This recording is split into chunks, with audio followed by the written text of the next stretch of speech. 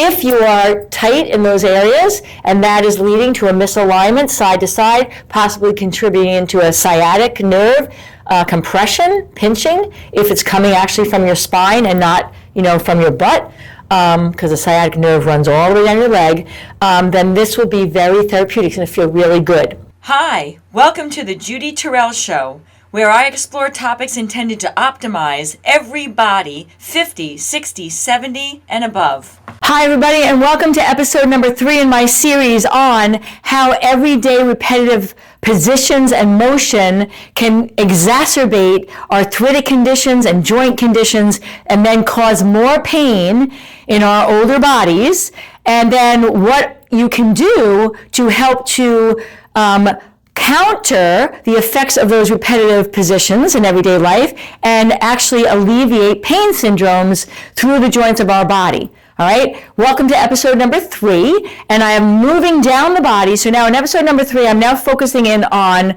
the torso, but in particular in the back, your lower back area, lumbar spine. All right, so now there are 3 main repetitive positions and motions that we do in everyday life that can lead to back pain in this area, and it depends on the person which one might be the most responsible for some acceleration of pain in the back, and then what ones you need to do to counter them, all right? So first, let me just go through what are these positions, okay? So the first one is, many of us we have a normal curve in our spine. We have like 2 curves in our spine, and they are shock absorbers, and they help us to actually, move in an upright position without pain and discomfort. And when that alignment is right, this it's like an S curve through the spine, not scoliosis. That's something different. We have a curve in our neck that goes slightly in. We have a curve in our thoracic spine that goes slightly out, and then we have a curve in our lumbar spine that goes slightly in. But many of us, from sitting so much and rounding, we talked about the rounding in the shoulders, we get in a position where our pelvis is now, and I'm exaggerating, but we're overly rounded because this is how we sit, right? And now we've got some, compression misalignments through the vertebrae column of the lumbar spine, and that can lead to pain, all right? So that's number 1. Secondly, some of us, though, we have very weak core abdominals, lower abs, and then we get into the opposite where we've got weight here, it's pulling things forward. This is why pregnant women have lumbar spine, pain. They've got a baby in here. But anyway, exacerbating the lower lumbar curve, and now it's excessively what's called lordotic curve. It's too much of that curve. Okay, this is too little of it.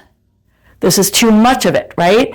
And then a second thing that happens is there's 2 muscles that run parallel to your spine, really deep in the core, in the lower area, lumbar spine. They are called the quadratus lumbaris muscles, and they get tight, all right? And they might get tight because you carry your pocketbook or your gym bag or whatever on one side, and now you've got this kind of it's like crooked from a side-to-side perspective as opposed to a forward-back, right, misalignment.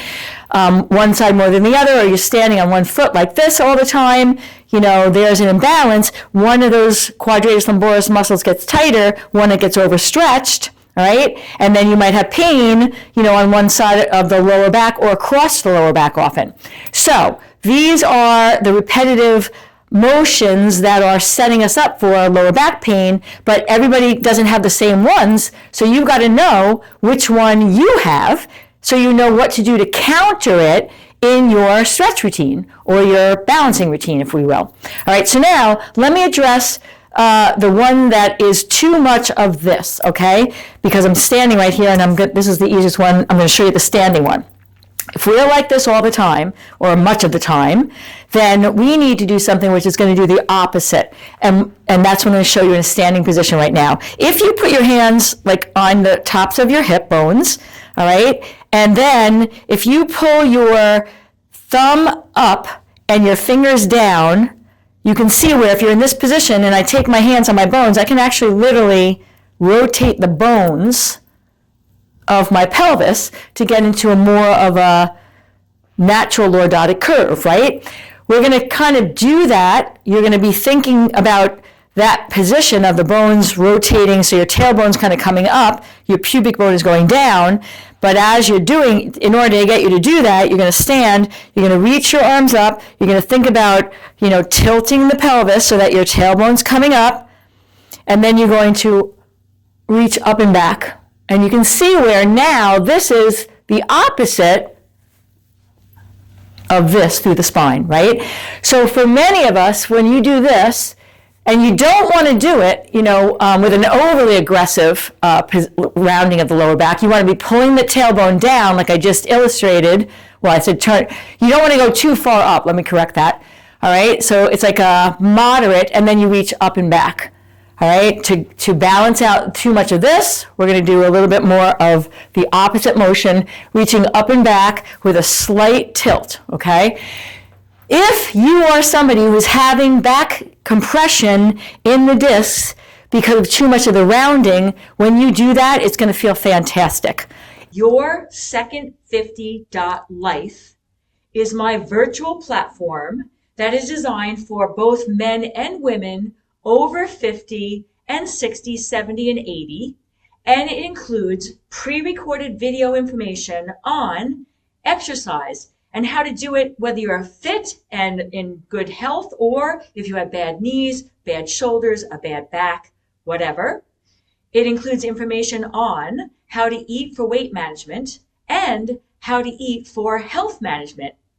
It includes information on the psychology of aging and what do we need to do in our heads, because let's face it, this aging thing is not for the faint of heart. So your Second 50.life is a virtual platform of resources that you can access at your own leisure, but it also includes 2 times a month live video coaching with me so that you can bring your own individual questions and get individual coaching, as well as have access to all the information on the pre-recorded videos. So please check it out, because we're all in this together and we got this. If you are somebody who has too much of a lordotic curve, and you go to do that, it's going to hurt. And that is how you'll know whether or not that's the one you should do, okay? So if rounded, too far rounded, then you're going to take this on, and I'm going to tell you, like when you go into it, you're going to hold it for 30 seconds, and then come out of it, and then do it again for a series of 5. Now, if reaching over your head is problematic, then you're going to put your hands on your elephant bones of your hips, and you're going to push forward and press the hips forward as you're leaning back, okay? Hold for 30 seconds, take a break, do 5 of those 2 times a day for 2 weeks and see if that doesn't help you. Now, if doing that position causes you pain, you need a different position. You need less of a back extension, which is what this is. You need more of a back flexion, and I'm going to show you that right now on the floor. Okay, so now if the back extension caused you discomfort, then you are probably somebody who needs more of a back flexion position. And now the position for that, and again, I've been saying on this video series, if you can't get to the floor, then everything I'm showing you on the floor, you can do on your bed, okay? So not getting to the floor, not a problem. But this is the position now. This is called child's pose. You're going to come in a kneeling position and open your knees a little wider than your hips. You're going to tuck your toes so the tops of your feet are flat down. You're not tucked under, okay, flat down. And then you're going to bring your hips back towards your heels. Let your head rest down on the floor. If you can't get that low, you can put a pillow here. All right, this position, you'll be reaching, imagine that you're being pulled by your fingers towards the wall over your head, and at the same time, you're feeling like someone's got their hands gently on your hips and they're pushing you down. So you're getting this lengthened traction to stretch out the back in a flex position, more of a flexion position, okay? And then you can come up, back into your table, take another breath, and then go back down into your child's pose and hold for 30 seconds.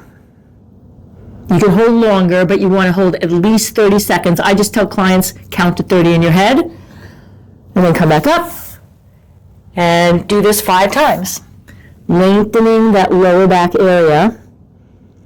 So this is helpful for somebody who has too much of a curve, like in a hyperlordotic position, and this is lengthening that in the opposite direction. And you'll know if this is a good one for you because when you do it, it feels fantastic. Okay? Now, I was talking about 3 different positions: flexion, extension, which is the first correction we did, flexion, which is the second one. Now, I'm going to go back to what I was talking about, the QL muscles. They run parallel on either side, deep in your spine. I have a lot of clients that get diagnosed with the SI joint out of whack, or, again, lumbar, lower back pain, but now not because of a flexion extension imbalance and compressions and misalignments that go with that, but more so because the side to side is out of whack, right? One side tighter, one side's looser, both sides are tighter, but I'm going to show you a stretch now that's going to hit the QL muscles, quadratus lumbaris muscles. You can Google it to see a diagram. All right, so now you're going to go back into your child's pose, but now what you're going to do is you're going to come off the side. You're going to do both sides, so it doesn't matter which. I'm going left to my right. You're going to take your left hand on top of your right wrist, anchor it down. You're going to take in a breath, and with this arm anchored down, you're going to think about pulling your opposite hip back towards the opposite corner. So you've got a traction here. You take a breath in, and now pull back like somebody is gently pulling your hip. And you can see there's a diagonal, and you can feel there's a diagonal stretch here, which is now going to get into those QL stretches. When you're straight like this, you don't hit the QL muscles as effectively as when there's a little bit of a twist here.